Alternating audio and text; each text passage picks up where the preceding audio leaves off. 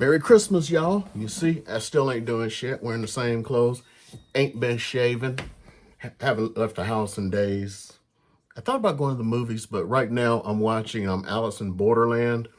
Yesterday I watched season one. Season two came out on Thursday.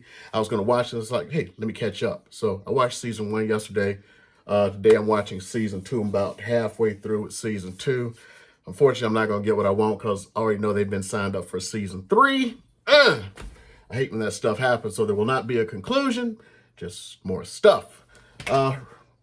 It's Christmas Eve. What I'm going to talk about today is a warning because I just finished Nextdoor, you know, the place where people go to complain about minorities who rang their Ring doorbell or something.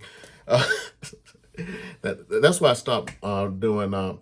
It actually seemed to have stopped, but at one point, like every other post on Nextdoor used to be the same thing. Do you know who these people are? They rang my doorbell, and it's the thing from the Ring, and all of those posts, it was some kind of minority, either black or Hispanic. I'm sure white people ring bells too, but that seems to have stopped for some reason. I don't know why. I'm serious. I really don't know why, because that's why I stopped doing anything with Nextdoor. It's like all it is a bunch of Karens and shit. So anyway, I did respond. This is the first time. Actually, I did respond earlier this week to somebody on something. And I'll talk about that one in a second if I can remember. A person was talking about how they warned, like, don't use the Walmart on Tropicana. And they told the story of how they bought a gift card, sent it to their mother. The mother tried to use the gift card this week, and the gift card was empty. And all these people just go, oh, don't do this, don't do that. So I told them how it happens. And I'm going to tell you guys how it happens. That's the warning. So what happens is any place, and it doesn't have to be Walmart, any place you see that wall of gift cards, remember you have to activate them at the cashier, right? So what happens is the thieves, they go and they take a bunch of them. They copy the numbers down, do whatever. It's all part of a big thing. So I don't know how they do it. Maybe they got a program that's scanning the numbers, contacting the website of these places, and they'll figure out when people use them. They're probably only stealing like Amazon, Walmart, shit people can use. So they then return the cards. It's kind of like the reverse, because if you get caught taking those cards out, they have zero value, which means you can't be prosecuted. But people haven't gotten the second part of it. So they put the cards back. Then you go to activate. Remember, they're monitoring when somebody activates these. Then they go spend the money before anyone else can. That's how it happens. So person basically wrote back, but how do they get the codes without scratching off the thing over the code? I can't even get a gift card balance without it. And then she goes, regifting gift cards law. Okay, here's how it happens. They scratch it off, they write it, and they take material and kind of like a little, remember the whiteout shit?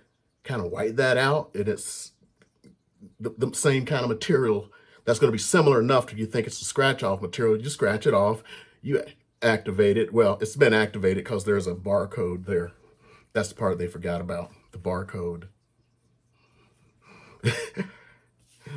So the barcode that activates it, which I don't think they're doing that because I don't think they have access to that one. But they can just scratch it off, and there is material you can buy.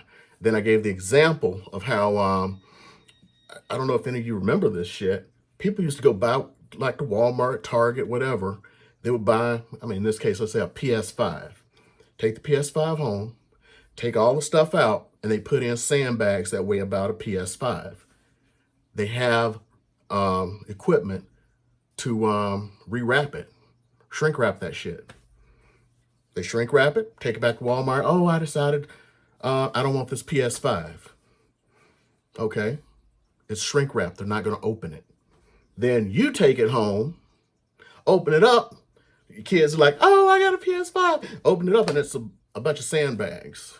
You take it back to Walmart, and you go, look, bunch of sandbags. And they're like, how do we know you didn't put those sandbags in there? How do we know that? How do they? That's the problem. So now you're out the $500 for the PS5. The thief has the PS5, and think about this: 2 years ago, they went and sold it for $1,500, so it's $1,500 in pure profit. That's how it happens. I also mentioned that for a while, when this stuff was like really prevalent, let's say if I bought a PS5 at the store,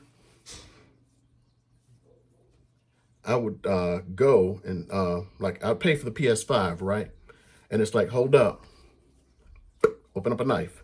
I would open it up right in front of the cashier. Okay, there's a PS5 in there. That way they can't say you took it home and there was no PS5 in it. Make sure you get that. But, PS5s didn't appear on the shelves enough to worry about it. And I guess thieves would just plain go sell it for $1,500. They found and made $1,000 because it wasn't worth their time to try to get caught or something. But that was a thing, because shrink wrap equipment you can buy. The stuff you can put the scratch off material back on, you can buy. That's not hard to think about. Okay, I don't have much else to say. Merry Christmas. I don't know when Kwanzaa is. Happy Kwanzaa. I think we're finishing up Hanukkah. And I don't know when Festivus, the holiday for the rest of us, is really celebrated. So I don't have an unadorned aluminum pole yet. That's all I got to say. Wu-Tang Clan says, protect your neck.